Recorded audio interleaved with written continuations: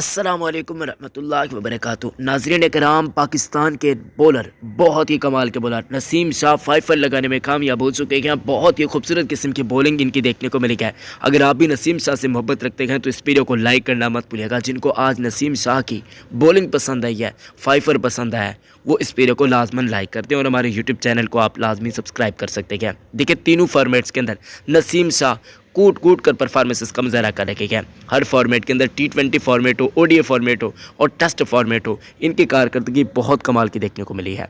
आज एक मौके पर ये हैट्रिक भी लेने लगे थे, लेकिन वो गेंद मिस होगी। लेकिन उससे अगले ओवर के अंदर, यानी कि आखिरी ओवर के अंदर इन्होंने क्या किया वो भी आप लोग जानते हैं कि अपनी 5 विकेट्स भी इन्होंने मुकम्मल करी और इन्होंने रन्स थोड़े से ज़्यादा दिए, कंसीड किए ODIs के हिसाब से, यानी कि तकरीबन 50 से ज़्यादा रन इन्होंने दिए। लेकिन इनकी फिर भी बॉलिंग बहुत आउटस्टैंडिंग देखने को मिली। इन्होंने अहम मौके पर अहम विकेट्स हासिल की।